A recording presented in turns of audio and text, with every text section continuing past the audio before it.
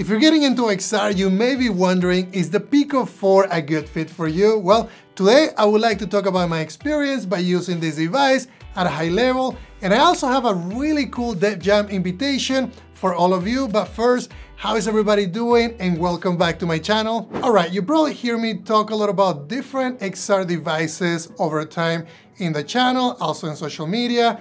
And PICO 4 is definitely one of those that they don't really get a lot of credit, but it's really a cool device. As a person living in the US, this device was really hard to get because it is not available in the US market, but I was able to basically get it through Amazon UK, ship it to the US, and yes, this was a very sneaky way of doing it, but it actually worked. Also, I was really surprised how great it felt when I got the device. I opened the package and it looked really premium, high quality materials, and very thin and lightweight, which is honestly one of my favorite things. A few days later, after using the device like I do with every other device, I wanted to test it with Unity and forgot that I was doing this with VR development because again, this device is really thin and it doesn't really bother you when you're wearing it for a long periods of time.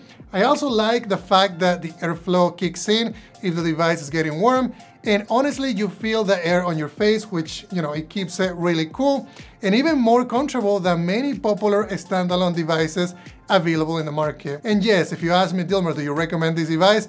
I really love it, and I think PICO really surprised me with this device. Let's look at a few things about development with PICO, which I believe are going to be very useful when you guys get started with this.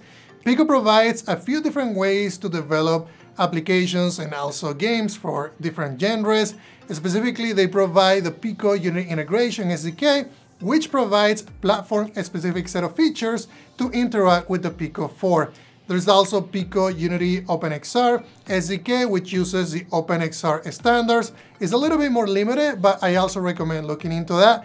PICO Unreal Integration SDK is similar to the one for Unity, it's very platform specific. And there's also the PICO OpenXR SDK, which is a native SDK, which you can use without having to have the dependency to a game engine. Next, I'd like to announce a huge and exciting opportunity for developers and also non-developers to bring your fun VR and mixed reality ideas to life by participating in this year's PICO Development Jam 2023, which is honestly full of rewards, and it'll give you a huge opportunity to learn about the latest and greatest PICO SDK tools, such as something that was announced recently, which is the PICO Sense Pack and also the PICO Interaction Pack.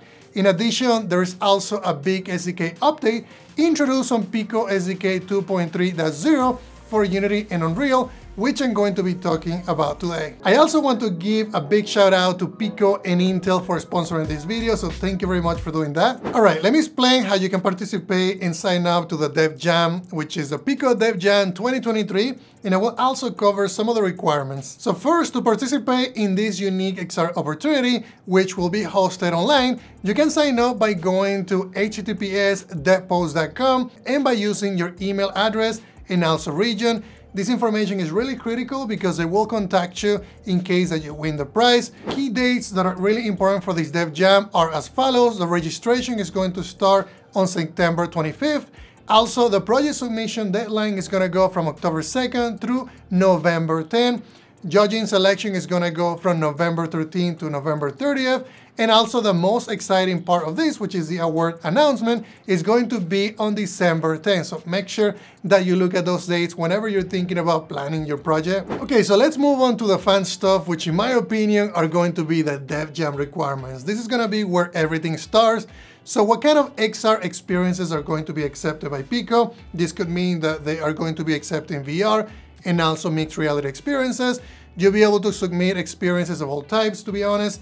You can work on productivity apps, games, anything related to entertainment, educational apps. And it's really important to know that this could go beyond these experiences and think about something that you can find useful today that in your daily life you're using all the time that you can bring into XR. I think this is the time to be just very innovative. You may also be hesitant to apply as a non-developer. Maybe you don't have coding skills. But the cool thing is that this Dev Jam is not about coding, so it's not really mandatory. You could be a developer and submit it. I think that works. but also you could do that without coding. This means that you can work on a concept, you can have a design document that is going to be accepted as part of your submission. So just be innovative. Coding is not required. If you have coding experience, great. If you don't, just do a concept or just do a submission of a design document, which is also going to be accepted. So the event theme for this event is going to be titled Redefining XR Beyond Imagination into Innovation, which is perfect because XR is so early and you can make sure that this event can bring the cool ideas that you have into reality. As far as like technical requirements from either a concept, a standpoint, or also those of you who will be implementing it, you will be required to incorporate PICO Sense and also PICO interaction packs into your concept or working prototype. Make sure that it is accounted for when you're designing your experience. And to expand on that, let me explain what they are. So the PICO Sense pack is a mixed reality development component available as part of the PICO SDK 2.3.0 or beyond.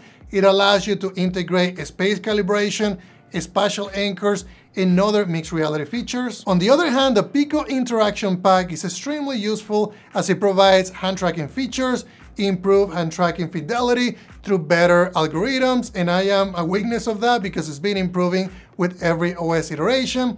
There's also support to Unity XR package, and also it brings OpenXR standards, which is also a big win for PICO. So when you're done working on your project or prototype, the concept, then it gets to a time when you need to submit it, right? So you can do this by providing access to your working project. For instance, you can do it via itch.io, you can do SideQuest VR, or any other methods that can allow the judges to play and test your experiences.